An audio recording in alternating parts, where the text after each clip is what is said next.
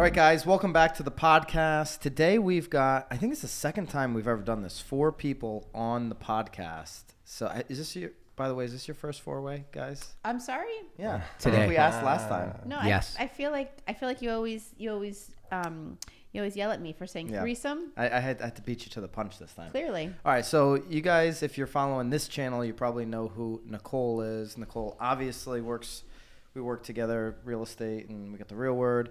But we've got a couple people that are new, definitely, to this channel, to this podcast. Don Valentis, guaranteed rate mortgage lender, but he's got a more professional title than that. Guaranteed rate affinity. Affinity. I'm a VP of mortgage lending. VP Yeah. of mortgage VP. lending. Excuse me. Don's been on the radio show. Yeah? Do you remember that? I don't You weren't think- here. You weren't hanging out. Don's a great guy. And so Don and I did a little fireside chat in New York recently, in the city. And we were at Anthony's office. And Anthony Lapia is with LinkedIn. That's correct. Yes. And so you're head of sales or director of sales? Yes, I lead an enterprise sales team in New York for LinkedIn. So and that was a really, just like a fun day, Feels good like I group put my of people. pinky up for that one. For the LinkedIn thing? Yeah. Yeah. Excuse me. Pinky up. Well, we had a good day without Nicole, Oh. by the way. She wasn't invited. there. She didn't get the invite. I was not invited. Did a little fireside chat and really just thought, I thought a lot of, you were kind of hosting the day, Anthony. That's correct. Thought a lot of your skills, your acumen, your style, your energy. I really liked it. And so I wanted to get a group of us together and kind of just jam out on a few things. So why don't we start with this? Anthony first. Why don't you just give a quick 15, 30, 60 seconds about yourself. 5 seconds. 5, 10, a whole minute, whatever you want, right? From, maybe a little bit of background, how you ended up at LinkedIn, and then we'll go over Like to the Don. elevator pitch. Yeah. we'll Where do I elevator start? pitch. There's just so much to tell. So I've been working in sales for the last 17 years. And I've been working with organizations, large and small. Started at a little company called ADP. Learned everything I sort of know about. ADP, like payroll? Hey, very good. A lot of people Holla. think it's the security company. No. Believe it or not. So yeah, ADP, and then led teams at SAP and Oracle, and landed at LinkedIn about 4 years ago. And Don and I, interestingly enough, have known each other about 30 years. So we've been friends for a really long time. Yeah, you guys grew up in Milford. Yeah, like high school? Like you guys are high school friends? These are Milford boys. Oh my gosh. Okay, so can we turn the podcast into like high school stories? You may have to put it on an alternative channel. I Yeah. don't think you can, Not sure you want to do that. Yeah.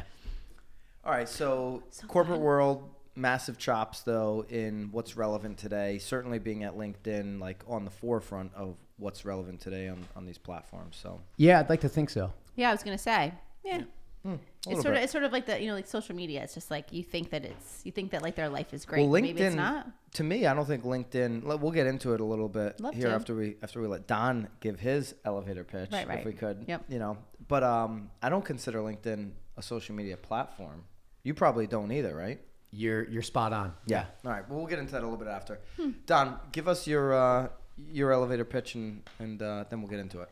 All right. So basically been in the mortgage industry for the better part of 15 years. Had in the early 2000s in the mortgage industry, left, worked at the small security company ADP with Anthony, and then went back into the mortgage industry, completely changed in 2010. Of course. Learned it from an assistant level, not as a loan officer, and then went back into it as a producer, as a loan officer. So And you've been just in that role producing ever since. absolutely. Was ADP like the enterprise? Like the You nailed it. I feel like you got out of college and like you went to like enterprise. You Like if nailed you it. needed a job. Was that the ADP thing? Yes. Okay. It's where they took state school grads like ourselves and taught them how to walk and talk like adults. Right, So we yeah. learned that, and then we brought that. But you were just like, expertise. yeah, I got a job, Mom! Exactly. Yeah, And made like, our parents proud. then you got in there and you were like, wait a minute. Yeah. Okay. Well, I'm super intrigued on the LinkedIn thing, and we just touched on it. I don't think it's a social platform. There's so much to it, right? Now they're producing content, and there's a serious news feed happening. But if someone were to ask you, being on the inside, like, what's the elevator pitch of LinkedIn? It's a great question. I think that whereas people identify with it as a social networking platform for professionals, which it is, it's actually got value as a data set that's valuable for both individuals, entrepreneurs, and also large organizations, because it's assembled data that is forming what our CEO refers to as the economic graph. So the plotting of where all skills and capabilities live across the globe. And if you think about it, it's the convergence of the individual member who has a profile and represents what they are in their career across that profile. And it's organizations who are looking for people to do specific jobs so that they can win in their specific market. And it's bringing them together. We sort of live in the middle and allow those two entities to engage effectively. And probably through a lot of that, because people are on there sharing, like I'm sharing content on LinkedIn, and people are sharing endorsements for each other and reviews and, you know, all of this knowledge back and forth. It's building, people are basically building LinkedIn's big data now that they can flip off and you know, sell that off basically, right? Sell it off is probably the wrong term, but run ads against whatever. Utilize that data for bigger companies to find, like, how can I quickly find the people talented in this niche, right? Like, right? Is that kind of... You nailed it, right? So what they're trying to accomplish is, if an organization needs, let's say, engineers, member privacy is really important for the organization. So we're not unmasking those individuals to say, hey, you should market to Byron or Don or Nicole. But what we're giving them is directionally where to engage with the people in aggregate that have the skills that you're looking for and how to get them quickly. And the thing that you're looking to do is you're looking to build awareness so that they engage with the content that you're putting on platform, and then they show the intention to either apply, engage, do business as a consumer. It's not just recruiting, but also B2B, B2C, any number of things. You're really looking to just drive engagement for meaningful audiences to come together. And so then, and when you and I met, which was through Don's event, you know, in your office in Manhattan, in the LinkedIn office, is that the headquarters or no? Headquarters is actually out in Sunnyvale, California. Right, so headquarters in California for North America. You guys have like multiple floors in the Empire State Building? In the Empire State Building, what started as, I think, 20 people on the 25th floor has now morphed into about 1,100 or 1,200 people in New York that sit on 3 and then 20 through 28. We've got a bunch of floors there. Bunch of floors. And so Don threw an event. There was about 50 real estate related professionals, agents mostly, right? Yep. At the event. And really it was fireside chat, it was a lot of learning. But why would LinkedIn host that type of an event? What's the benefit for LinkedIn to have, 40, 50 real estate agents come into their space, spend a whole day there, host the event, tour the office when people are trying to work? What was the benefit for LinkedIn for Don to have that event there? I basically begged him. Like, Exactly. I need something. I need I was gonna something say, it's really. either- I was going to say, I love the fact that you're trying to make it sound like a bigger event than it was by specifying how many floors it was on. But No. I'm saying their office is on that many floors. The event was really, they had a conference room and they took a tour and all this kind of stuff. Don seems pretty But- cool then. But there's like serious Made me work look happening. Yeah. In LinkedIn. So I think Byron felt cool. I felt cool, and Way I felt did. He Instagrammed the whole thing. Didn't tell anyone where he was going, just like New York. talk about jelly. Like, we're gonna get see that wall right there that's empty. We're gonna get a big painting of a jellyfish, and we're just gonna sign Nicole. The drop on off them. was that we didn't have you there. I feel like you would Right. think it was a super exciting No, event if we I'm had good you with there. it. I'll let you guys continue to do your thing here. I'm just like, No, I'm just curious the benefit that LinkedIn gets out of that. Part of our charge as employees, because member first is a big part of our value and our core tenets.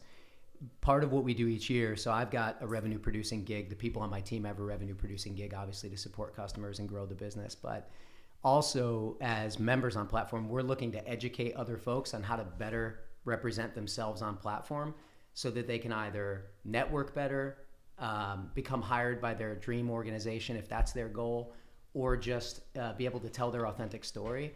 I think the real cool thing was the intent behind the event. Don actually had come to me and said, I want to be able to do something for the folks that I network or work with that isn't self-serving. It has no agenda. It is just all about those folks.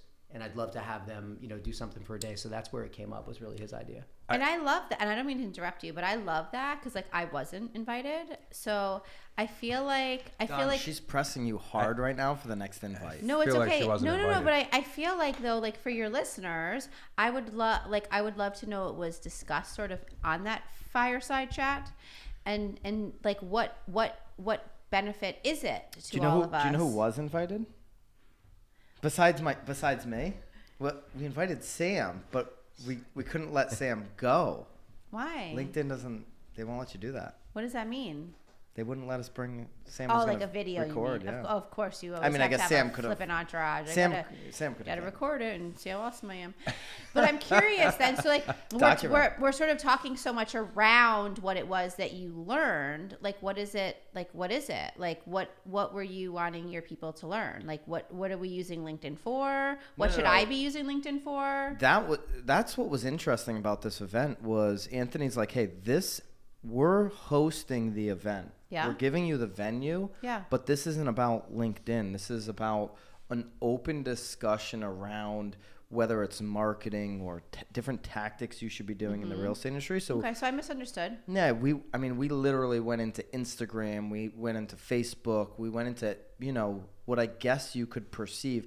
I don't see Facebook as a competitor to LinkedIn. Of I course see them not. completely different. No, but we have a LinkedIn man here. No, but I'm just saying I'm it was not. curious. And Anthony actually, to his credit, made it like very clear. He's like, this isn't a LinkedIn discussion. Right. Well, I want it to be a Yeah. LinkedIn discussion. It was really about social and how folks are taking advantage of it to not only drive their business. Like that was more of the output, but it was the efforts that you put into driving your brand through all of your social platforms. I think Don did a really good job of talking about what are your options and how are you using them. And then we did some work to educate folks on what they should be putting on platform. And then Byron came in and talked about, I believe, consistency, quality, and being able to make sure that you are churning content in a way that's not just, again, towards an end game or with an agenda, but it's there to educate people that you're going to work with or work alongside.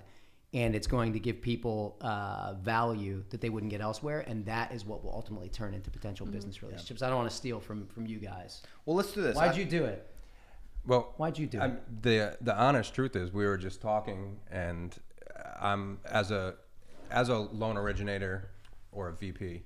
A VP of loans. I like to He's the vice president. to deliver things that are valuable to agents, right? Something that's value add to you, not me pitching myself or selling my company or talking about product and what we can do and how fast we can do it and all of that. You just did right there, though. I know, Yeah. and we do. A So little sneaky. little sneak. Oh, and not sneaky at all, actually. So he says to me, you can just do an event at LinkedIn because you're a LinkedIn customer. You can just have a group of people come in. And I'm like, you're just telling me this now? Like, really? Like, that would make me look really cool. And I know that I can get people to go to that. It was a big ask for people to travel to New York City, but they were traveling to New York City and they were going to LinkedIn. They were getting an experience, There right? was So an it's like, okay, I'm experience. going to get this education on, a 6-hour day, whatever it is, with the content. Yep.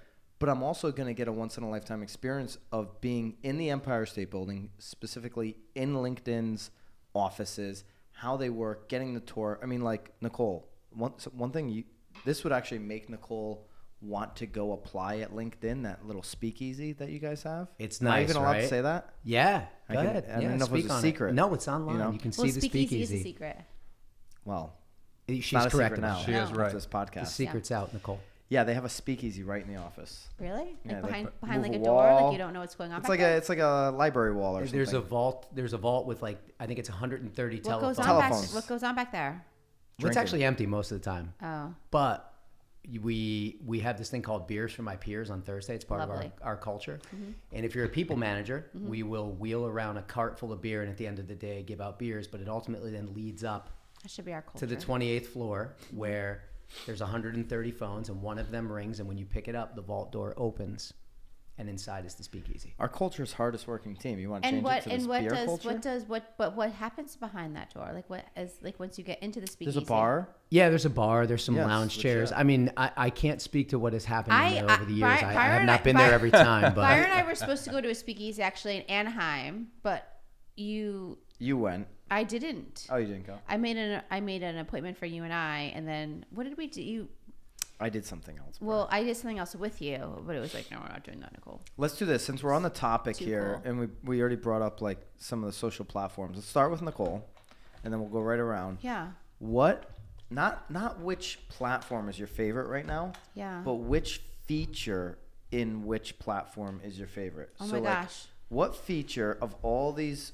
We'll just call like cluster them all together: the Facebooks, Instagrams, LinkedIn's, YouTube, Snap, whatever. Oh God. Like, what's your favorite feature? Well, so that I'd love for my question to be answered eventually because You want them to answer, and then No, not that one. What question I'd do you love have? to eventually get back because I feel like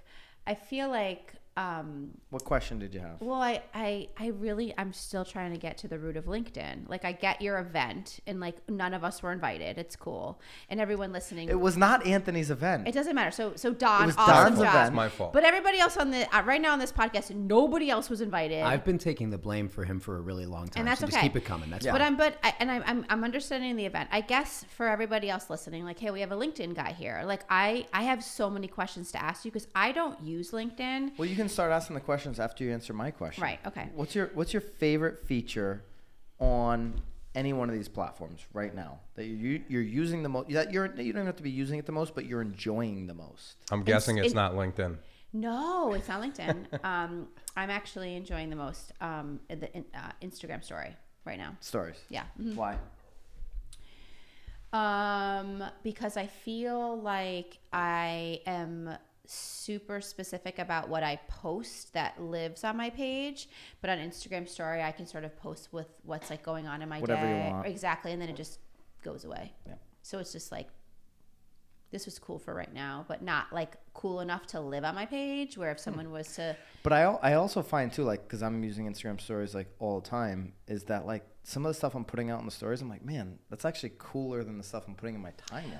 Well, for sure, but you also need to grab people and put them on your timeline. Yeah. I've actually the last few days have become super frustrated with the people that like you can't even hit it enough times to get through their story.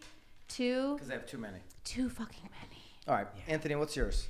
I don't want to be a copycat, but I was actually going to go right to Instagram stories Yeah. too. And I think the reason that I love Instagram stories is because the timeline, like you were talking about, I often think that the stories are more interesting than what's on my Instagram page, if you want to call Of it course, that. like you ask things like you like this, you don't. Yeah, Like hashtag it. I But- hashtag love all the time because of you. But I feel like it's the story is, or the timeline is, this is who I am. The Right, for story right is, this now. is what I do. Right. Right? Yeah. But I can never be funny enough on there. I try. I think trying is the cardinal sin. On I can Instagram never story be funny or on enough. Yeah. Instagram? There are some people, if you watch their stories, they're very entertaining, right? Or they're super motivating or whatever Right. it is, and I just find that mine are super benign. Yeah, I'm over the bummed. motivating people. Like, I'm sorry.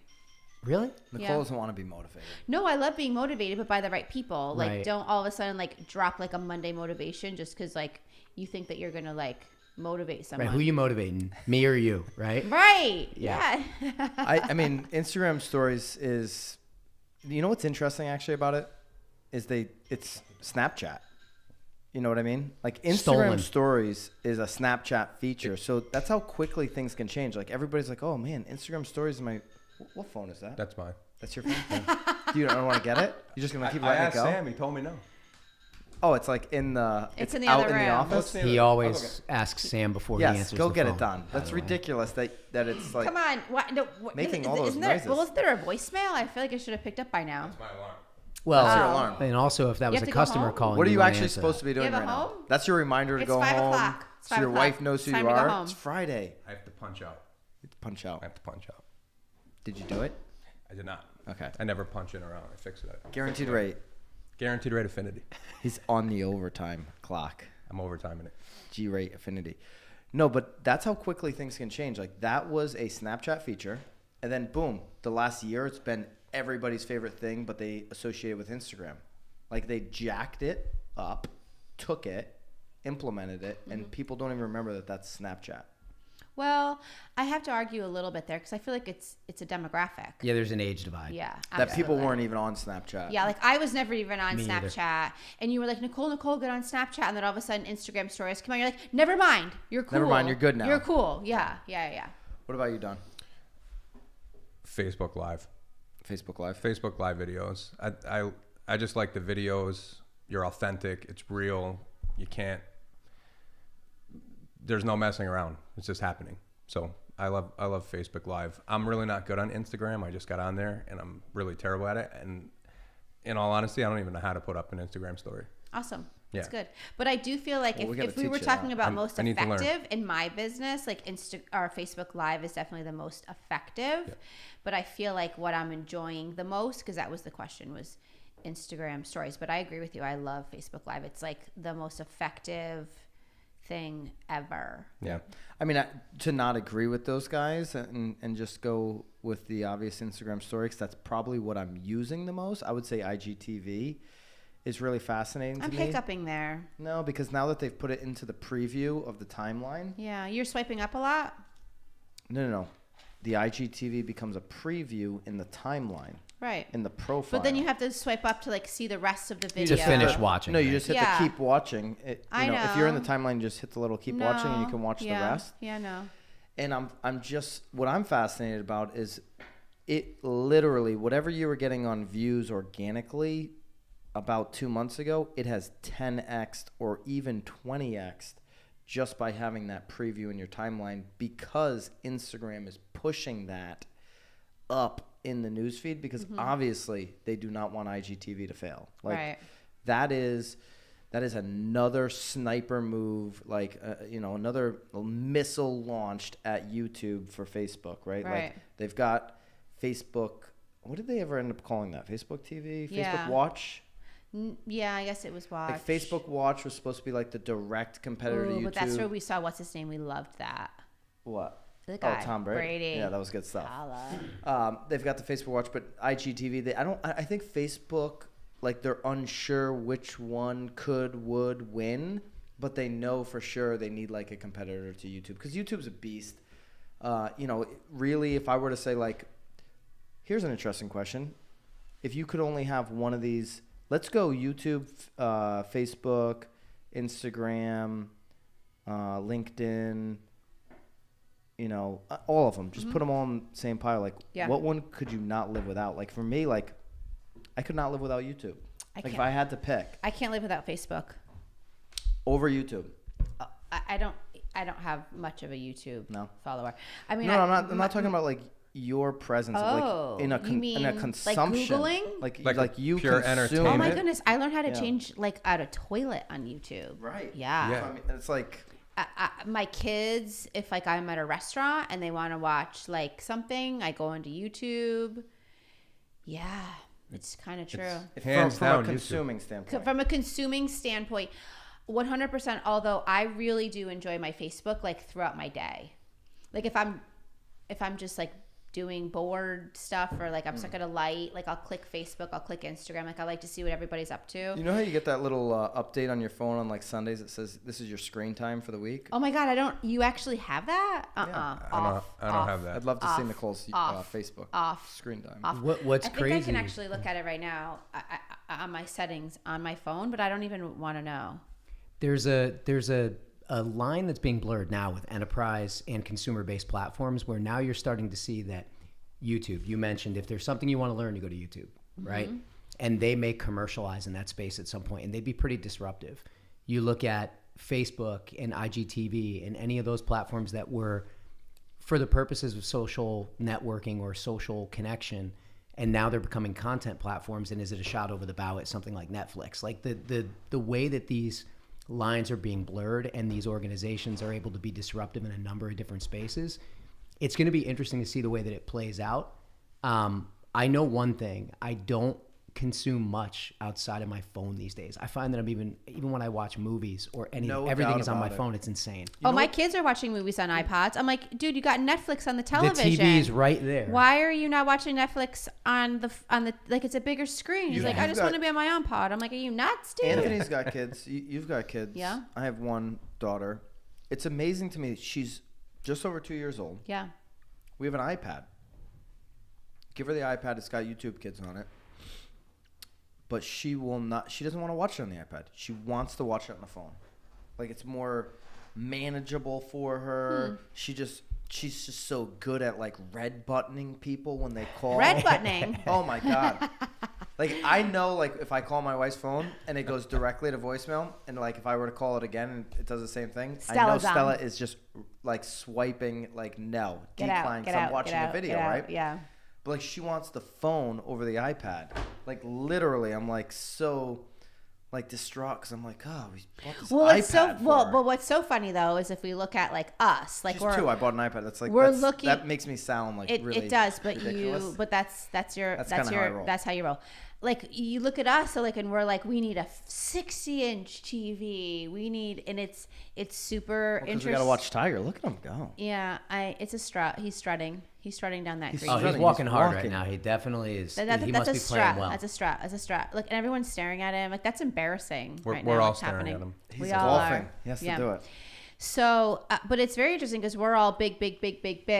My kids love their iPod. Like they 100%. What But is they're an also, iPod? but they're also Your iPad? no an iPod. Like an iPod is like a phone. They just don't. They're not able to Your call. kids are the only people that have iPods still. They don't. But they're not allowed Nobody to make. has iPods. They're keeping it old school. I They had don't. one They of don't those make like phone 15 calls. years ago. They don't make phone calls. They don't. It's just kid's- a data my plan only kid is phone, right? 8. My Like he point does is- not. Who's he calling? My point is, so So You- you can't, oh, you're doing it because the data plan is a lot Who cheaper. the Yeah. flip does he need to call? he can't red Well, swipe. that's I'm like you don't have something You get to against use calls. it. You get to use it on Wi-Fi. Yes, you're using Wi-Fi only. I made the mistake of giving my 10-year-old a phone, and he can call, and he'll call me. I'll be at the gym, and he just calls me. I'm hungry, Dad. I'm hungry. Don't see- give them a phone number. It's the See, worst so thing my you can do. my 12-year-old does have a phone, and I love it because like, can you tell your brother to get his cleats on, please? Because I'm not home. There's some positives. When you're running late, which is Always. never, right? Always. Dude, is this place beautiful or what? It Have looks any of you fake. guys been Where to are we? Augusta? Ooh, did you watch? I visited, Wait but a we minute. Did didn't you get to guys tour the watch course. this past weekend? They've 'Cause just it was under the crazy security. You were there, like Yeah, trying but to get didn't in. trying to get in. It Yeah, was you the can't first, just go. the first time women ever were able to play there on a tournament. When? I That's watched that. Hello, are you? You're kidding, It right? was a women's amateur tournament. Yes. Recently? First ever. Last They've- weekend. They've never allowed women ever to play on that course. Oh my They only God, played get on your Sunday, head out though. No, of I your knew. ass, I knew there brother. was some weird stuff going on there some with the weird membership. stuff. Yeah. Women are weird. No, like weird rules like that. Meaning, They had their first ever. right? Well, Oh. you know, there's certain things guys can't do.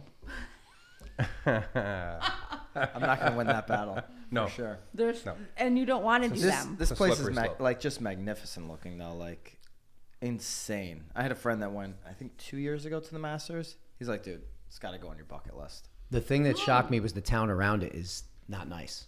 Really? Yeah, it's actually pretty run down. I actually heard that this is better than the than what you hear.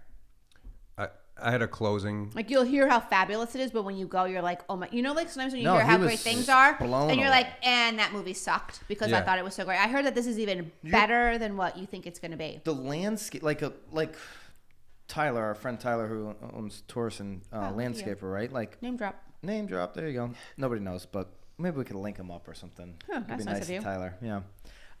Like somebody like that would like go there and be like, this is ridiculous. The amount of money, because like everything before this weekend, before the Masters, they just put in so much. Look, he still hasn't even made it to the bridge yet. We've New been watching him walk to flowers the bridge and- for the last 5 minutes.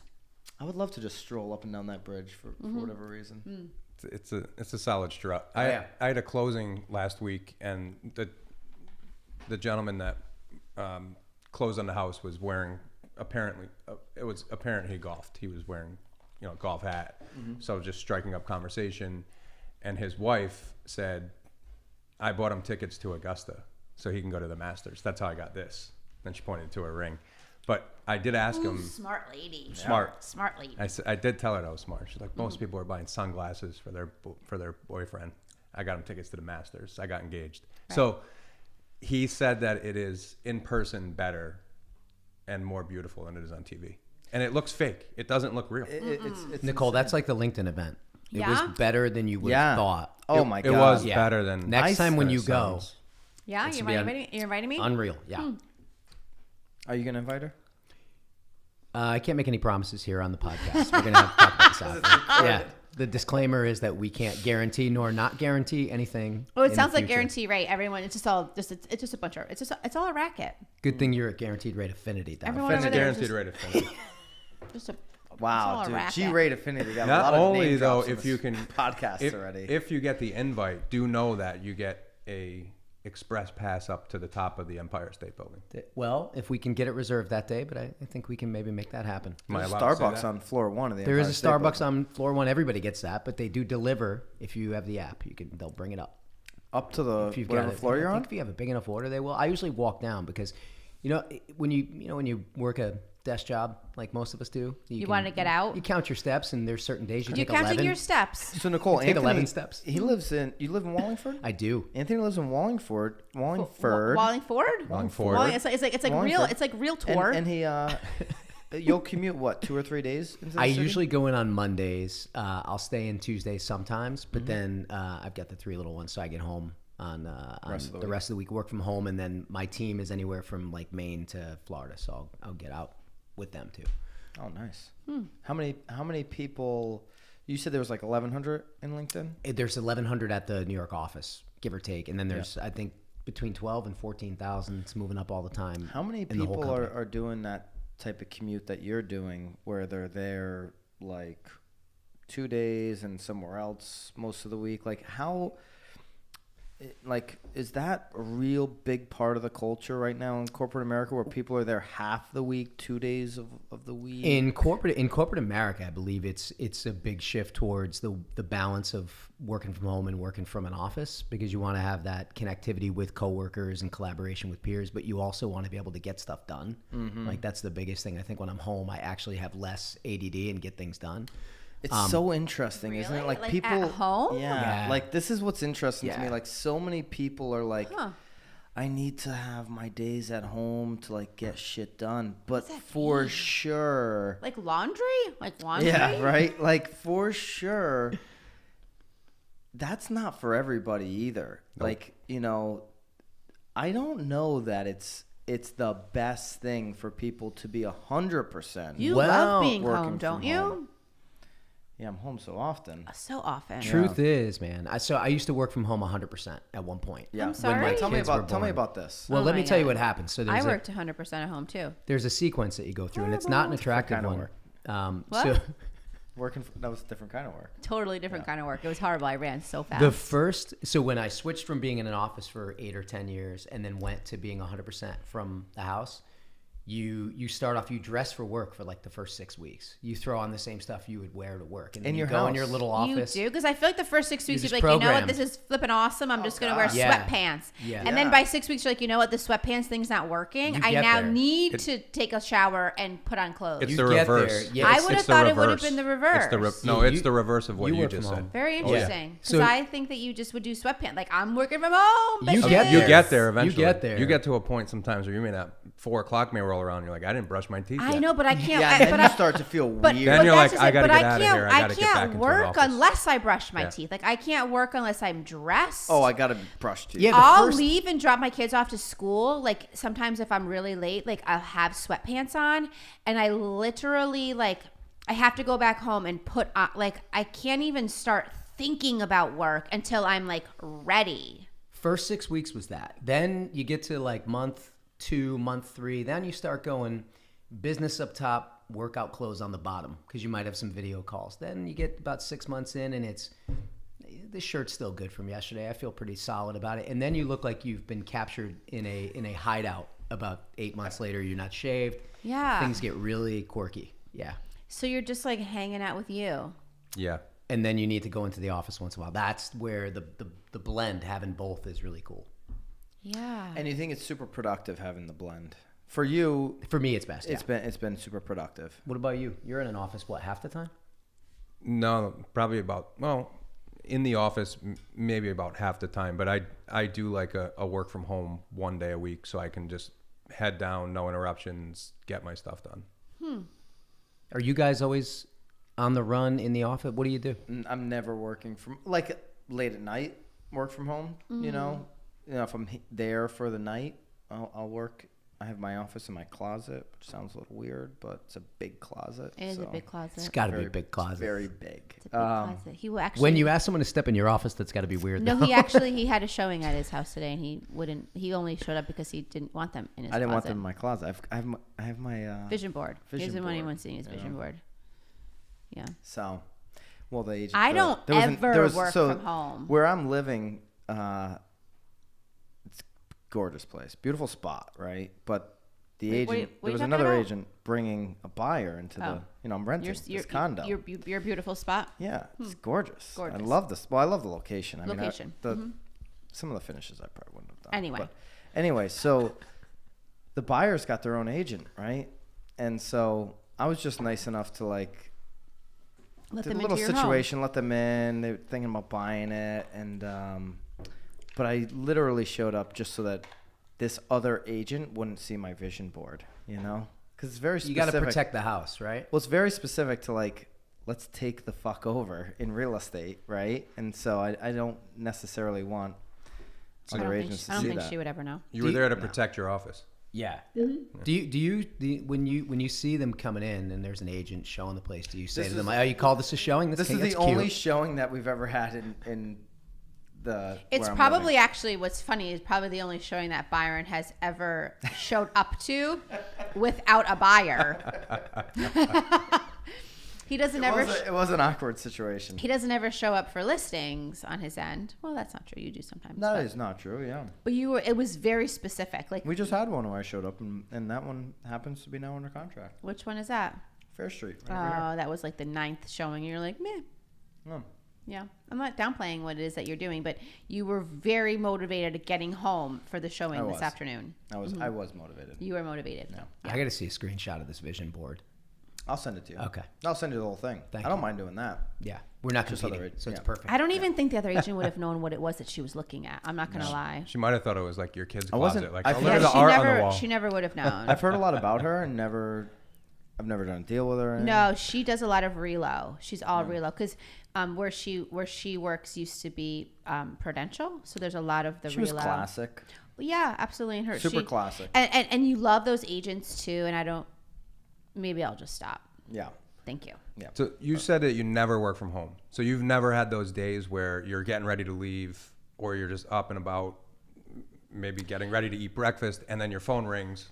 Don, we And do a then- 7 a.m. team call every day, Monday through Friday. No So excuses. Right. So But that's So from you're at home. least up for that. Right. So, but you get that phone call, and then you're on the phone. Then next thing you know, you're on your computer, and before you know it, it's like 2. So and you're like, I have like I have 3 children. well, you've been on the myself. phone and Yeah. on your computer all day. So all I have morning. I've got 3 children myself. So I'm on the 7 a.m. call. My goal is to always be in the shower and get out before the 7 a.m. call, because by 7:30 I have to have a lunch and someone on the bus, and then by 8:25 I have to have 2 more lunches and 2 more people on the bus.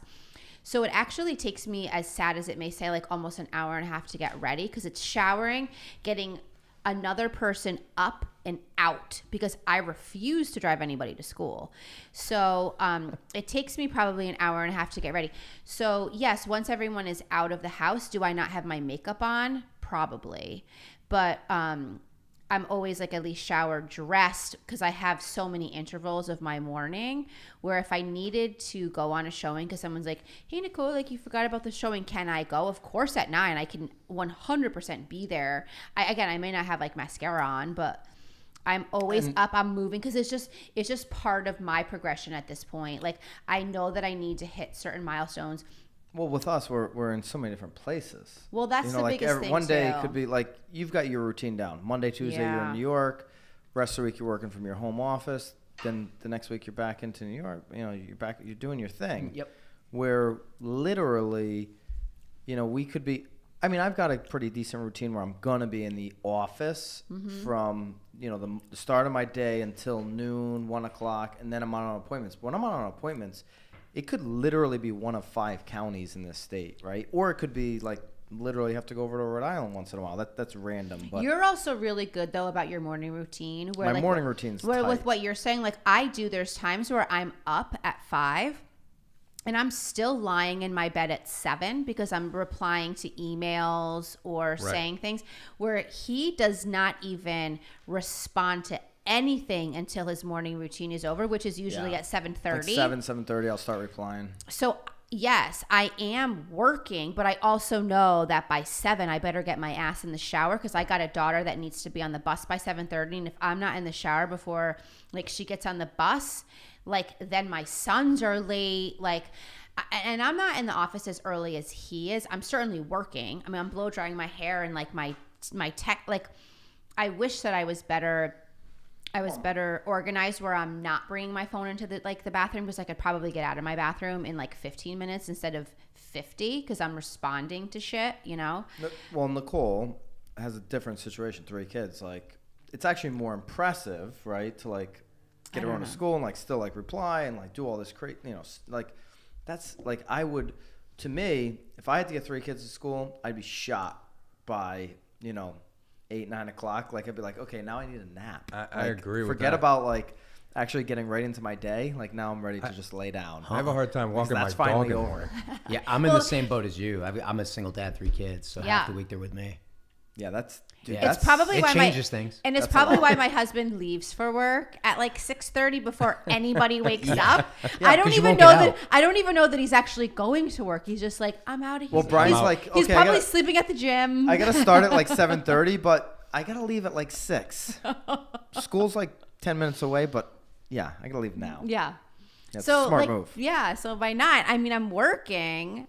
So I'm with you. Yes, I am working, but in the back of my mind, I know that like I have to sort of like hit some sort of like milestones so that by 9, because again, like Byron, like on Mondays, like you liked me to be a Niantic by 10. So if I'm not ready to go by 9, like God forbid anything, like someone forgets a lunch or like if anything throws me off, there's not even enough time for me to shower and get there. So I have to at least have myself prepared for 9 so that if I have to pick up like a deposit check or I have to drop something off in the office in Guilford, like I have to accomplish something before like my 10 o'clock like standing appointment. Like that's really my only time to do it. There's no time for me to dry my hair. There's no time for me to put my makeup on. There's no time for me to be hungover. Like that happened at 6.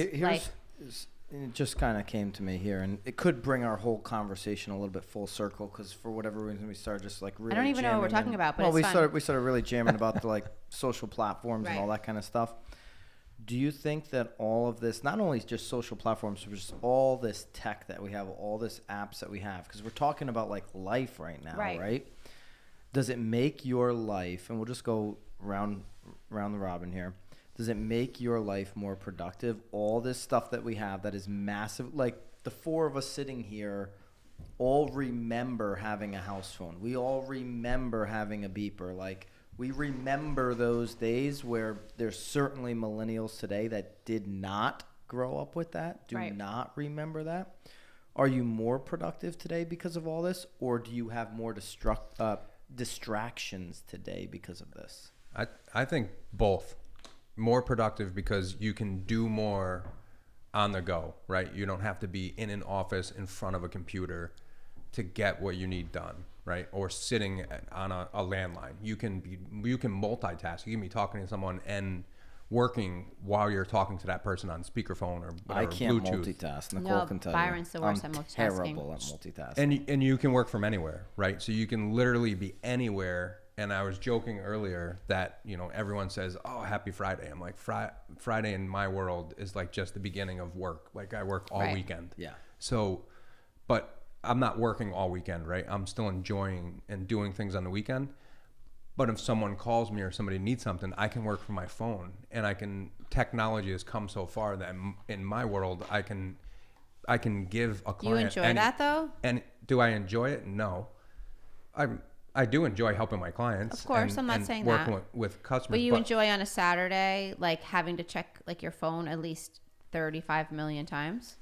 I do and I don't, because I check it so much, and if I don't have activity, then I'm upset, right? Right. And if I do, I You're am upset. enjoying it. You start checking it And again. if I like, do- is this thing working? Right, I am upset. You're got a like notification you're in trying a to while. refresh your email because you're like Yeah. there hasn't been an email in 3 hours. But it does make you Wi-Fi non. must be Wi-Fi on in broken. here? It makes Yeah. you non-productive. While you're watching like YouTube on TV, so like the Wi-Fi is Right. clearly working, but you're like, this can't be. Like, it's a working. great question. Today I was watching the Masters on my phone. I'm like, I'm not doing anything. I'm watching golf right now on my phone. Or like you said, you go in the bathroom. You- dude, like, instead you of can 5 just- minutes, it's 25 minutes. Your feet are numb. You can't even walk. You could Right. All I vortex. did was stalk Like- people on Facebook.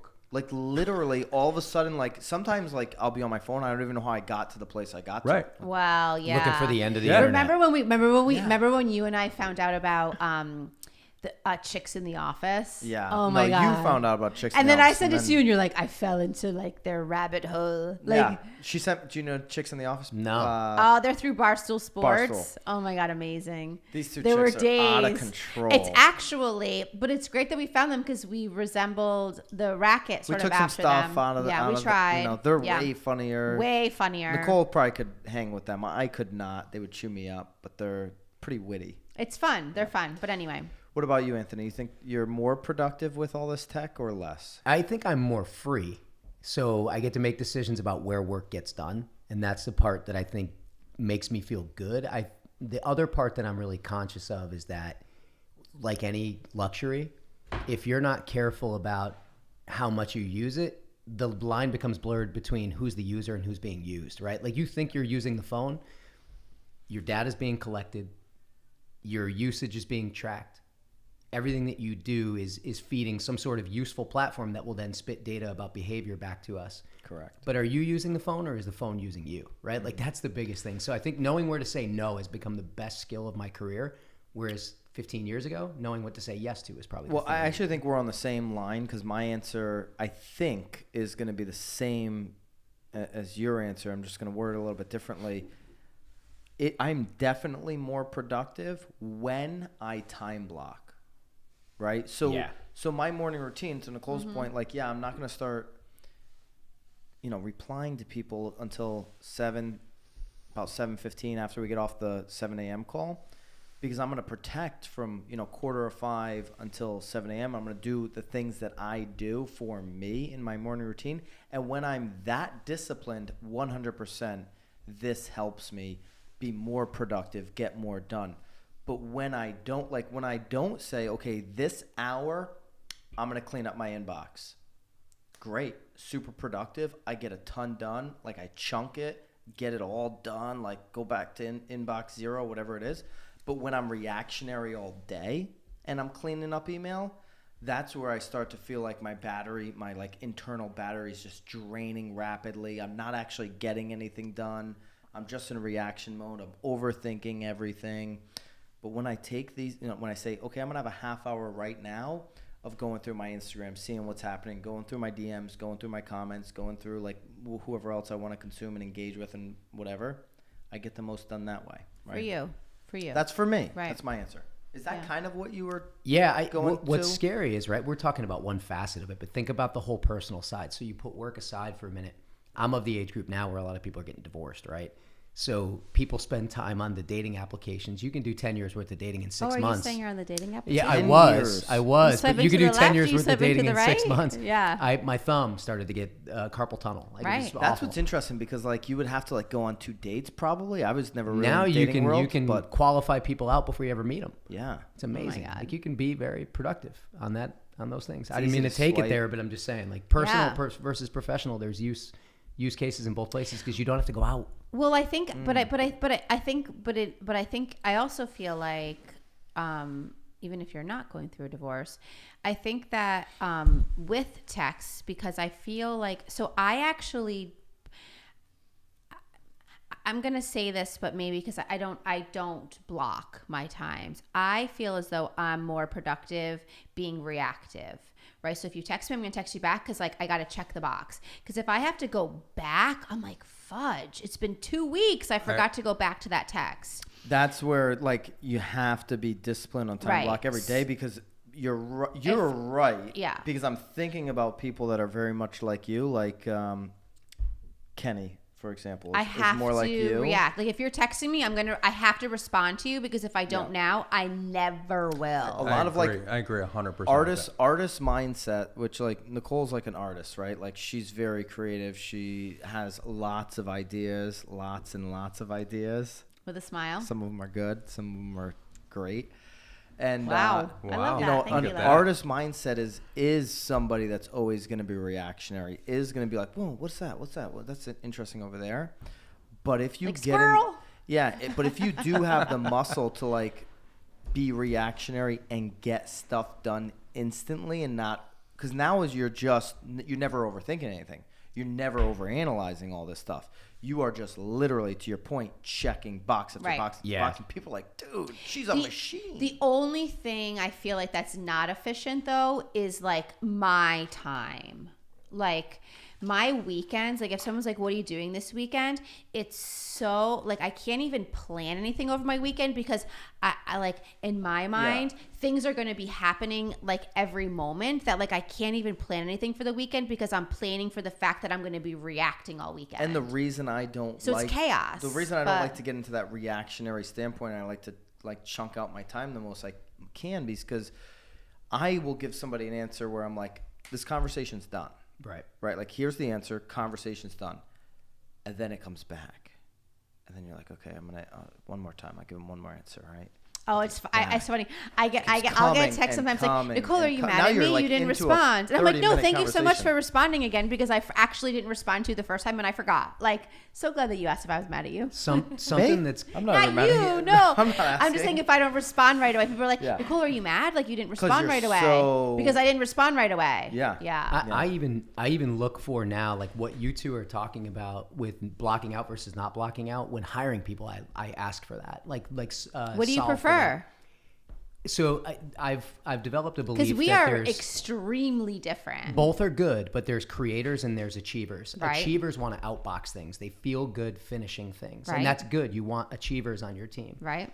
and creators want to actually eliminate nuisance. They'll figure out what to ignore very quickly, so that they can go away and create some sort of So value. what's that's Byron? Is innovative. he He's an a creator. achiever? He's a creator. Huh. Yeah. So I'm an achiever. You're an achiever, which is a good thing, right? Like there's nothing wrong with either of them. But I look for it. Like for instance, we have enterprise sales roles and we have support roles. You want achievers in your support roles in the cross-functional teams that like make things go, project work, Go, yes. anything else. Byron's a goer. Your creators, you want actually at the forefront running strategy. Right. They may not execute on it. Other people execute on the strategy, but they design it. You execute. Byron Yeah. executes. I come up with the ideas and Byron executes. Okay. That is true, too. Yeah. He's like, Nicole, stop with the ideas. I'm tired. Nicole will have a lot of ideas. Sometimes the same ideas over and Sometimes. over again until they actually I've something actually, happens with them. but I have to say though that being like with somebody that's not the same as you has been extremely helpful for me. Absolutely. Yeah.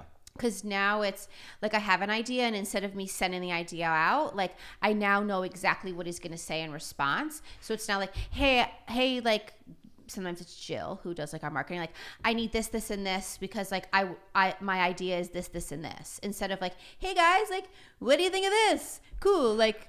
Talk to you guys in 5 hours, you know, like, but now it's like I at least feel like, but I think a lot of it is also, like feeling confident in your idea. Cause I feel like when you have ideas, like you're not necessarily putting it out there as an idea. You're putting it out there as an idea for people to like, I love that idea. So like, you're almost looking for people to like say yes so that you can then execute on it. Not just like, cool idea, Nicole. Like, what are you going to do next? You know? So like, I think that there's a different personality behind each of those things too. Because I'm not saying that I can't execute. I just need someone to like say, great idea, and then I can like I'll pull it off.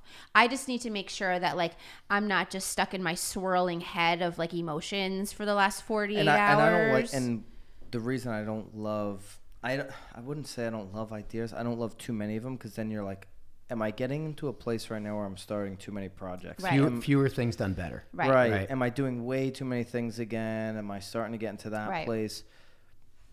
You were saying something there, and it made me just think of like, we're growing pretty fast, right? And so one of the struggles you have with that, and I'm really interested because you said 1,100 people in the New York office in LinkedIn. How many people are in the Affinity office, Don? Not 1,100. Not 1,100, but Probably listen, we have 17 people, so like you have 17, you have 1,100. What's your in number? Connecticut. Yeah, I don't care. What is it? 4? I don't know, 20, care. 20. 15. Okay. Great. So you're like us, right? I have a question, both you guys.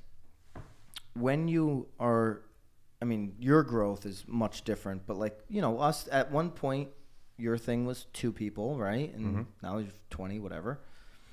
As you're growing and people have, whether it's ideas or just general questions, right? Like, and they're like, whether it's an idea or a question, these things pop into people's head all day, and they want to Nicole's point, get it out of their system. They want to ask somebody instantly, like, and get an answer instantly. Is there a protocol, like at LinkedIn, like where people have questions all day long? I'm assuming, do they just, whenever they pop into their head, are able to spurt them out? Do they have to write them down and send them into an email to somebody? Do they have to have a game plan before they go to somebody? Is there a time block where they can ask questions? I'm just curious how LinkedIn will take feedback, questions, ideas from their employees, or maybe not. You don't have to speak for LinkedIn, obviously, but like in your world, in your experience there in the office, like, is there any structure around that? Did you have a What did you follow-up have? to that? Well, I guess the only difference here is that like we're talking about 2 very. We're talking about a small team compared to a big. I'm not even talking about a small team compared to a big team. I'm talking about like entrepreneurs, individual, like, because like the people that we work with are running their own businesses. Like LinkedIn, those are employees. Yeah, but I still am curious. I hear you. There's a macro micro shift even within big organizations, right? So like my quota band, I've managed teams that run a $50 to $60 million business, and I've run teams that have run like smaller business as well. And it's within the greater infrastructure of LinkedIn. But I think that it's sort of individual to the leader, right? And I like to make space on my team meetings. And you talked a couple of minutes ago about you made reference to fewer things done better, where like let's eliminate the noise and focus.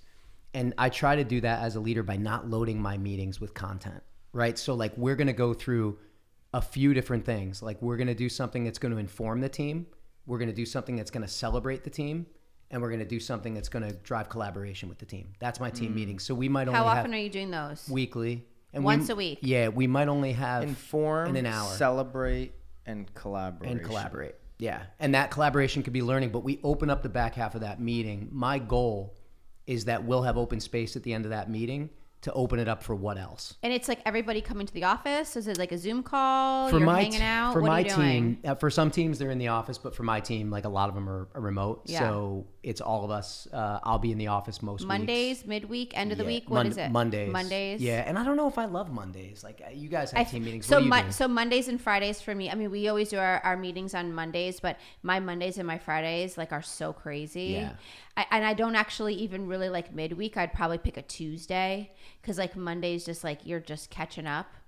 Tuesday you're like, all right, I got my shit together, and it's kind of boring. By midweek you're like, fuck, if I'm not working yet, I'm screwed. So I have to like motivate myself on Wednesday, and then by Friday you're just.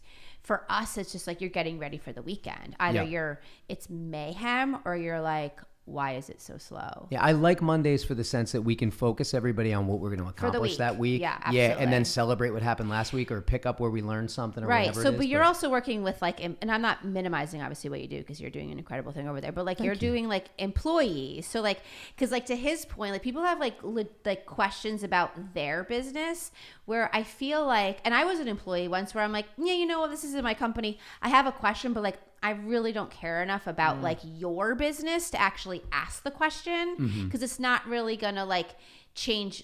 It may change my job a little bit, but like I'm not. It's just it doesn't have anything directly related to me because I'm still gonna get my paycheck on Friday. You know, so like your questions are gonna be so different than ours. I've been on teams or led teams and been on teams where the company culture didn't really connect people to it in a personal way. Right. The unique thing about our organization, and I don't say this as like a braggadocio for the organization. I say it's what keeps me connected to it. Ooh, is you know that what? That's like a Trump word. you like that? Braggadocious. Yeah, that It was, was very What do you mean? it What was does that even presidential. what does that mean? He does. He says braggadocious. Was He says it? Was that presidential? It what I was said? presidential. But because I was a member years before I ever joined the organization, I feel a connection to the company that precedes my time there and will Right. probably subsequently keep me connected after Right. too. So what we're doing is bigger than our day-to-day work. And I agree with you. I think again, and I love that that's how you feel, because I feel like all employees should feel that way. Like if you're going to be putting in 40 hours a week, you should be well in tuned with like the bigger picture of what it is that you're trying to achieve. But I feel like What's it like for you guys? Like in your business? it's in terms of, like- constant. Yeah. Like, hey, should I wear the black blazer on a listing appointment, or can I wear my jeans? And again, and I'm actually sort of like poking fun a little bit, but that's probably actually a real question, because again, people are in this business, again, especially in real estate. I feel like there's this preconceived notion of what realtors should be, because all the people that have been in the business for so long want everyone to assume that that's sort of how it's supposed to be. So yeah, I mean, you get questions like that, like, and I'll sometimes ask Byron too. I'm just as guilty. Like, is this like a meeting that like I need to like take off my ripped jeans, even though like that's who I am, or like, Yeah. so I feel like, is this like a jean or a black pant meeting? So, and he's like, I don't understand your question. I'm like, never mind. But so like, but again, it could it could be as like micro as that, or it could be as macro as like, should I like, it's everything, No, I because think you it's- really It's don't. very personal in your business. Because It you is. don't, because you don't know what's coming. Like, I still don't know what's coming tomorrow. I have no idea what. Luckily, I've now, after 12 years, have the confidence to at least self-reflect and know that I have the answer. But when you're like a first, second, even third year in the business, you just don't even have the confidence to believe that you have the answer. So you're always wanting to ask a question. And in real estate, people, even new agents that are coming in, right? People that just went through the course 60 hours. People in general massively disrespect what the fuck is going on. Mm-hmm. Massively. Like, absolutely no respect. Disregard, like, the amount of work that it takes to actually be one of the agents that lasts over 4 years and Yeah. keeps their license. Like, Don, you know what the fuck I'm talking about. Yep. Because you're in it, right? Like, Yep. you're in the trenches. You're on the mortgage side.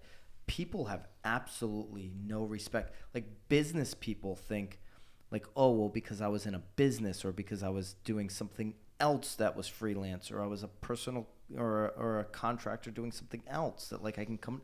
Like, there are so many layers to real estate, the nuances, like there's so many different loan programs, like if you're working with buyers, or now if you're going to work with listings and try to learn all the different nuances of like homes built in the 80s to the 90s to the early 2000s, and like then the colonials and capes, and like now somebody's asking you about commercial, and then there's like a 80-acre piece of land, but then there's like just a lot for one, and like, and then there's waterfront, and there's flood zone, and there's like there are a lot of layers, and people are like, well, I'm in real estate, I can just do it all, right? Like, Right. Literally, I'm looking out the window right now at storage units. Like, that's a different type of commercial beast than multifamily, or those are a little bit more similar, but like retail or whatever, right? Like, there's just so much to it. I think it also depends on what they're concentrating on. Like, if they're concentrating on the check, Then they're it's like they're getting in it for the wrong reason. But so people underestimate how much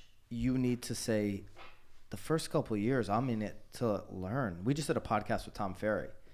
I watched it. Did you? I did. Thank you have you. a fan over here, guys. And I appreciate that. And so, like, he nailed it. Like, in the beginning, it's all about learn, then learn, earn, right? Like, you're going to start to earn. But it's all about coming into, like, an industry like real estate where you get 60 hours and you get your license.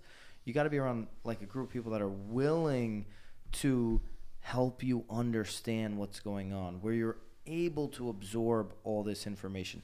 It's a lot. Like, I just sat down with an agent today, and he's like so excited to get started, and he's got like all these questions. I'm like, answered all the questions, absolutely. But there is just so much day to day that you need to consume in the beginning, and it's very overwhelming. You know, it's not. And you can respect where he's coming from because you actually want absolutely, all the and I've answers, been but part of there. you are like, no, you have to go through it. And you're like, oh my God, people said that to me. And You I'm have like, to stop, tell me. Yeah. Like, I wanted to know the answers. Like, don't tell me I have to live through it. But Right. in the Yeah. business, you're right. You have to go through it. You can give the answers, but until you experience it and you go Right. through it numerous times, and And Don, you never see it all. And we try to Ever. chunk Ever. it down. Never. We try to chunk it down where it's like, hey, let's teach you how to fish from day one on expired listings, for example, right?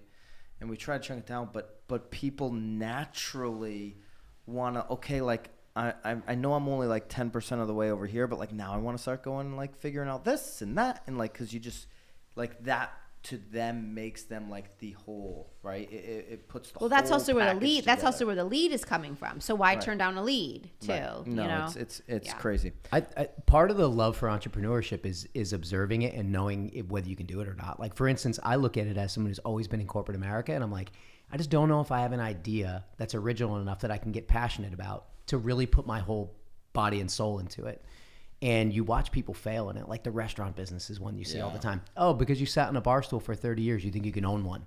Oh, I Not feel like necessarily, right? I feel like I do that all the time. And it's got to be the Yeah. same way in any entrepreneurial. Of course. I pursuit. mean, and you know Definitely in real it estate. right away, especially when you've been in real estate long enough, like, and you listen to people's answers or like you see how they're responding, like, you know pretty quickly like who's going to be like a rock star, you know who's going to be like, Real okay, estate like more than we ever. can actually move them into this position where it would benefit them and us. I mean, real we're est- constantly yeah. moving people around, knowing like we know exactly where they're going to land pretty much from day one. But real estate more than like any industry is like this because people buy a home and they're like, yeah, I went through the process. Yeah. Like I've done it. Like no, when I bought my home, this was this was super unique, right? Like that's what they'll tell me. Like this was just a different situation. Like I was really there the whole way through with the agent. My agent didn't even do anything. So I learned like everything. And it's like, dude, that's one deal. And it happened 4 years ago, by the way. Yeah. Like Fly JetBlue want to be a pilot, right? And it actually, right. And it actually sounded like a pretty easy deal. You know, like you didn't really have any hiccups. Right. Do you have to love it? Do you to have be to in love it, to be in it, real Oh estate. my gosh, to be, yes. Do you have to love Yes. it? 100%. Yes. So Byron doesn't Well, you like have to love so Byron doesn't like homes, what you do. but he loves what he's doing. Yeah, like I he don't- doesn't. He can give two craps about your dining room, your kitchen, your living room, your bedroom. Is that true? Absolutely, So he doesn't. You love the client experience. He and helping loves- love the clients client through that experience. process. I love Yes. the experience of it. He I loves love the negotiating. He loves the love win. He loves the negotiating. kill. He loves to attack. Yeah. Well, Don, one of the things I see whenever you share, it's I don't always like. about the I like the customer house. I like the experience. dining room. You do. Yeah. Right? Well, for me, it's client experience. Them winning, absolutely. them getting through to the closing. Yeah. It's educating, client experience. Mortgage stuff is boring and mundane. It's a loan. Right. Well, like even houses, it's very hard for me to. I love working with sellers because I think if you can, especially in our market, right? Like if you can sell at top dollar, it's a win. You know, the sellers win. Like we can all rally behind that and really get excited.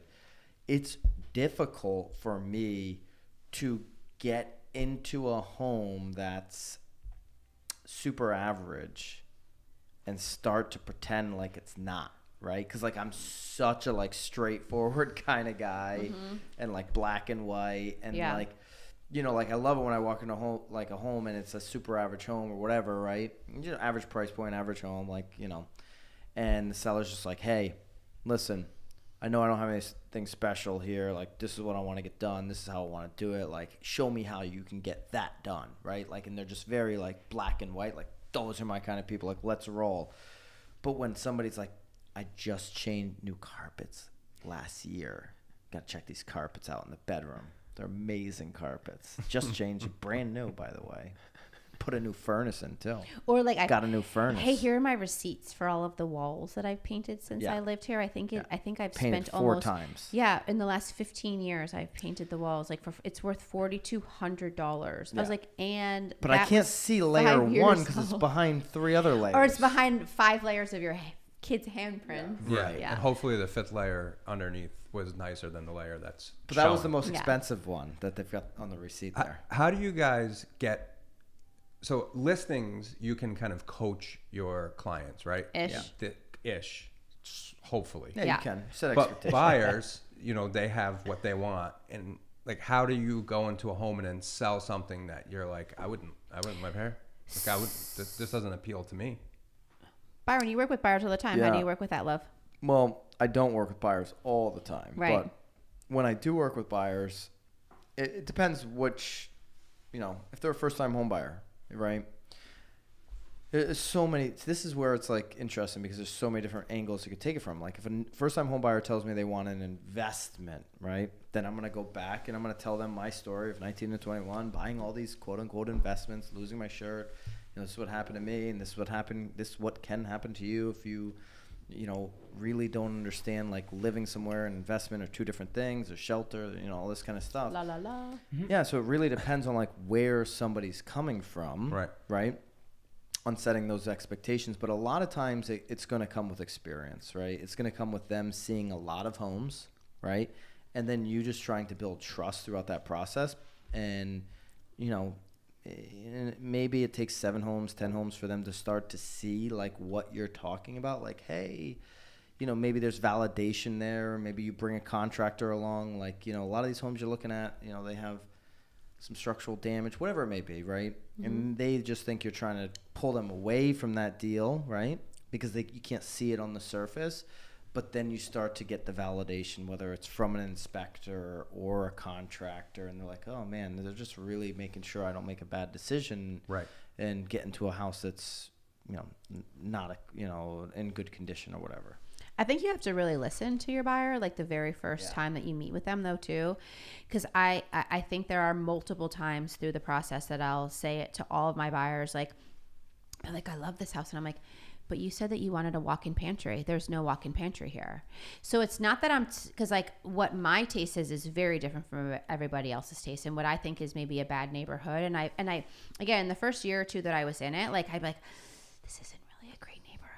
Like, and that's totally unethical, right? Mm-hmm. They're like, oh, my mom lives right down the street. So I'm like, oh shit, Nicole, like I can't infuse what it is that I believe to be good for them. Cause like, this is probably a lot better. So I now try really hard to like use their word sort of against them, but not in like a mean way, but like, okay, hold them like accountable. Exactly. Like you said you wanted a master bathroom. There's not a master bathroom here. I love that you love the house, but like, but I think what's helpful there though too is that if they love the house without the master bedroom and that was like a non-fat, like it was a deal breaker from the very beginning, it then actually opens up a whole new like conversation for me for future homes. Like, hey, you like that other home that didn't have a master bathroom? I know that this one doesn't, but like this living room is actually better than that last living room that you didn't like, which is why you didn't buy that house that didn't have the master bathroom, you know? So I think a lot of it also just comes with like listening to what they're saying, taking them through. That's why I love buyers that get into the game before they're actually ready to buy, because I need them to just, I need to know, like I need to hear them. I need to listen. I need to see what they're feeling. I need to see what like the husband is feeling as opposed to like what the wife is feeling. I also really badly want to know like who's involved, because like I don't want mom and dad hopping in on like house 15, because if mom and dad are going to be part of this process, I need them at house 1. Yeah. So like these are all like huge conversations that I need to know along the way, and like I have to listen. Like, ooh, my dad said that I shouldn't. I'm like, oh great, like why don't you have your dad come from now on? Mom and dad are the worst. Mom and dad are the worst. I need dad to be there from day 1, because if he hops in at 15, he has no flipping idea how horrible the homes were, and this is the best. He just sees this as the worst, and he's just going to come and puff his chest out. Absolutely, that's 100%, and that's fine. I want my dad to puff his chest at me, but I also, my job is not just to educate them. My job is to educate the entire family. And again, he may be very well educated, but he's also probably living in his $500,000 home that was a move up, and he's been living there with his 3 kids and like 2.5 dogs, and like he has no idea what like a first time home is for like $250 when he's been living in 6. So I mean, he's been there for 15 years and the prices have changed. And, but he also thinks that like his like wood trim from the 80s is like the best house ever, you know? So like you just have to show everybody exactly what's going on. Like you have to paint the full picture. So I mean, that's my biggest thing with buyers is like, I have to remind them, like, you told me that you wanted a 3-bedroom. This is a 2-bedroom. Because you also, the last thing you ever want is for your buyer to later on be like, Nicole, I hate my house. Why did you let me buy a 3-bedroom? No. I reminded you that this was a 2-bedroom. You made the decision. Like, I know that you said you wanted a 3-bedroom, but I reminded you avidly that it was a 2-bedroom. And that's a great point for you guys as experienced realtors, as opposed to someone that's maybe brand new and just like Get the sale. yeah, just a bull in a china shop, get the sale. They're not listening to, like, we want to put an offer in. Okay, let's go write this up. Where you guys are, this isn't the house for you. This is not the house for you based on what you told me. And I would never necessarily say that. Right, I you would can't say lead it. them Right. into that direction where it's like, you wanted this, like you don't have it, or like this, or like, I mean, because I'll be honest, there are many times that I felt like a house wasn't theirs, but they wanted it so much that it wasn't my job to talk them out of it. Yeah. It was my job to make sure that they're realizing that they're making these sacrifices, because they're going to be A, a referral, or B, they're going to sell it in 3 years, and I'm going to be responsible for that sale. That's why I don't work. You know, the team works with a ton of buyers, but me personally, I don't work with a ton of buyers because I'm just like, no, I disagree with you. This house is terrible. Like, you know, I'll disagree more than I'll agree. If I was a when they realtor, I fall in feel love. I would be that way. I would be like, this house is terrible. It's so hard for me to like. I can't envision anything. Like, I look at someone and can walk in an empty room and be like, I can envision all this. I see an empty room. No, I just think the house is terrible. Or I'll say this house is terrible. Well, They're in love with it. In B2B, there's a level of being able to either channel or diminish emotion, because eventually, like, you're going to get to a point where there's value, you have an ROI, and they're going to spend money. But in your business, I've always marveled at the way that you guys have to manage emotion. Every part of the process. Oh my God! How do you do it? Even after they write a How do you do contract, it? there's buyer's remorse. You know that the buyer's remorse is 100% coming, so you have to anticipate that. So every step, Almost every time. even with a seller, there's like a seller remorse. Like, Nicole, like, it sold in 30 days for like over list price, but like Somebody maybe we underlisted it. I'm like, Took the offer. Can you believe it? or it's just like, Nicole, like, I don't want to do anything on this inspection report. You're like, dude, half your lights don't work. Yeah. Like, what are you talking about? But again, part of you has to be like, you want to slap them, but you're also kind of like, okay, like, you have to like, I get it. get So, yeah. them. Yeah. 100. Well, and that's the biggest thing. And I think also what is really helpful for Byron and I, though, too, is that we've also sold our homes. So within the last 3 years, Byron has sold a home. I have sold a home, because I think you very quickly forget what it's like being a seller and being a buyer and being in that situation. So if you're like a real estate agent and have never bought or sold a home, because I know you were saying before, like, hey, I bought a home, like, I think you also 100% have to sell a home to know what it's like as a real estate agent, because I'll feels be honest, violating. it's horrible. I mean, there was a time too, like, you're like, Nicole, like it's no I was matter like 9 days in. I'm like, I don't think I'm gonna sell my house. She's like, no matter how seasoned Chill you out. are, It's been 9 hours. You're always questioning. And the worst part about being an agent while you're selling it too is that, like, you also know that all your peers are going in there and judging your home, which is like, It's got to be all right, pretty this tough. was way longer than a Yeah. half hour, right, Yeah. Sam? I'm pretty certain of that. it's probably like an hour and a half. We gotta wrap this thing 2 up. hours? Yeah. 2 hours. Same how many times we changed that card. No, it wasn't 2 hours. It was Sam longer than expected. Anyway, I feel like we could just keep talking. No, I really enjoyed it. Sorry, anyway. Let's wrap We this love thing. holla to LinkedIn, though. Everyone join LinkedIn. Absolutely. No, actually, You I'm- never really answered my question about the positives of LinkedIn. We'll but take that'll be that the next offline. one. We'll That'll take be that the I'll tell you offline. what the positives of LinkedIn. I've been telling you what the positives are. I want to hear from him. I'll give you 10 seconds. Ready? Yeah. The organic news feed is like the organics juice you get in the news feed Real is quick, insane right now. Do it. So tell your authentic story, represent your career. Yeah. Consume content, create a path for knowledge, and engage with audiences that make sense for you both personally and professionally. Okay. There you go. That's the value. If Perfect. you're talking about the how, we'll grab that in the lobby. Awesome. Cool. And I want to have both of you guys back on because I feel like we literally could have gone another hour or 2 or 3, whatever. Like, could have just kept. I think it's because we have kinda our going at it. headsets on. It's just you're sort Yeah, of you're I like feel you're like, locked- I like feel wall, locked wall, in. wall, Yeah, wall, yeah. wall, Yeah, wall. Yeah. Don, anything you're thinking about before we drop off here? He's the best, And then fastest what's the- mortgage person. Yeah, what's the most? Let's go. Let's do this before we sign off. What are you looking forward to the most here in the rest of the year? We're in 2019. I think this will be a cool little timestamp as we look back on these Ooh, like a time down capsule. the road. Yeah, like a time capsule. Ooh, we should do that every time. A little time capsule. That is very cool. I like think that. so. I really like We'll that. stick it in the wall. Yes, I do like that a lot. Actually, I'm into that kind of shit. What are you looking forward to the most in 2019, whether it's personal, something with your friends, something in your business? Like, what are you looking forward to the most here in 2019? For me, hitting my goals, personally hitting my goals. My goal is to make President's Club. Mm-hmm. So that's my professional goal. Personally, so that's your focus every day. You're like, my focus every day is to hit my goal. But personally, have fun. I love to have fun. I'm always looking to have fun. Hang out with my friends when I can. It's tougher now because I'm a little bit older. So everybody's married with kids. I'm not. So I have a little bit more flexibility. I think we need to get you a girlfriend this year. I have a girlfriend. He has a girlfriend. I live with my girlfriend. Okay, great girlfriend. I don't think Don would have girlfriend. Maybe we propose to the girlfriend Do you this think year? Don would have much trouble getting a girlfriend? Maybe we propose this Easy, year. Easy. You could do a whole show on that. Easy. Don wouldn't have any trouble. But yeah, just have fun. Get together with friends, and do a lot of fun things with my girlfriend. There it is. With the GF. With the GF. Anthony, what do you got? We're going to me next. Okay. Professionally, my goal is the same every year, and that is to grow my own knowledge base and also get the people around me promoted. Like, I think if you're managing people, like, the biggest thing you want to do is get them to the next job. And personally, I would say it's also the same every year. Like, we talked about it before, the distraction that you get with all your devices. I just want to be a more present father. That's the biggest thing I look for every single year. I mean, I that's job number one. And if I got a performance review, I feel like I'd always be on a performance plan, right? It's a really hard job. So that's my goal. Thank you, Don. I appreciate the support. Nicole, you got anything you're really?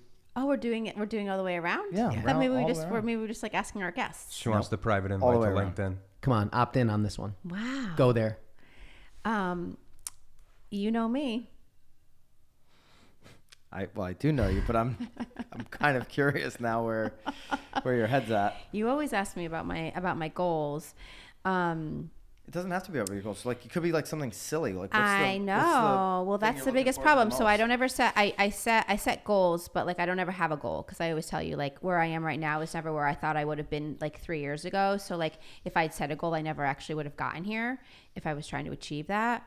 I think like business wise is probably like, I mean, I'll kind of keep it like super like low form and just like to always think bigger. I'm innately always thinking smaller or always thinking that it's enough or I'm good or I'm okay or I don't need more or what they're doing is not what I need to do. So I think business wise, like that's my biggest thing is just to like get over myself and just like do what I need to do what I want to do and not gauge it based on what others are doing. I think that's my biggest thing because I gauge most of my life on what others are doing or rationalizing why they're where they are and I'm not there and sort of making it okay instead of just doing what I do. Because I feel like as soon as I start doing the things that like just feel right, I do better instead of starting to do them because of others or deciding not to do them because of others. So that's my biggest business is just to like do freely, like just to like, yeah. And I think that's the same thing. Like, I think it's the same thing personally, right? Like, I would love to sort of drop the line is like to be more like aware and be with my family. But I also know that that's also not necessarily who I am. I think they get a lot more out of me in like a 10-15 minute span. Spurts. I do well in spurts. I think though, personally for me, in all honesty, like, dude, I just want to fucking travel. Travel, huh? Yes. Really? I have a bug. Like I think because my children were so young for so long, it was so much easier just to keep them home because I could control that environment. Where now what's fascinating you so much about travel? You feel like you just haven't seen enough because you're like, well, I'm at this point in my life right now, and I just haven't seen enough where I thought I would have experienced more. Yeah, but I also very much want to be a lot better about just being sporadic. Like, hey guys, like let's go to Greece tomorrow. I've worked, no, maybe not. And I'm okay with that. But like, I've also feel like I've worked hard enough that like I can do that. Yeah. And I also actually feel bad because I feel like I did a lot more travel as a child than my children. So it's like, I got to get you guys out of the confines of what I've produced for you. So that's life right now. Something I think is fascinating is I believe that over the next 5 to 7 years, tech has moved so fast. Would you guys agree over the last 10 years, over the last decade, like everything's moved, like, you know, what we have here is moved, and it's going to continue to evolve.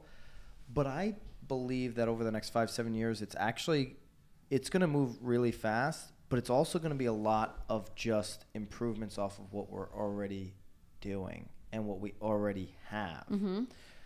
So with that said, if there's not going to be dramatic, like life-altering changes over the next 7 years, like the cell phone, smartphone deal was like a life-altering, culture-changing movement that dramatically changed how we lived. Mm-hmm. I don't think that is coming over the next 5-7 years. So, you know, how are we now going to react to, okay, we've got this, and now it's just time for us to, like, do our thing. Like, just as, like, humans, like, generally, people you work with, people in your community, like, now it's actually time to stop posting, talking, like, about what we're gonna do and start to execute on it. And I'm fascinated on who actually, as the markets change, as the economy change, what people are actually going to have a big enough brand, are going to actually have enough willpower, and are actually going to be able to chunk their time appropriately to get shit done. That's what I'm actually most fascinating on is like, actually, yes. 100% actually. Actually, I am. Mm-hmm. She's fucking with me.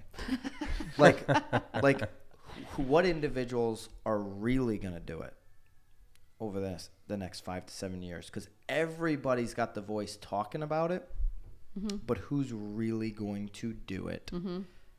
And just kind of seeing that journey. But that's the most exciting part of all of it, and I feel like we see that a lot in our business. Like people like sort of hop on your coattails and like you want to be angry, but then part of you is like, you know what, like time will just wash you out, baby. Point. I'm time just will so just wash looking forward you to the out. scoreboard in 2 years and 3 years and 4 years.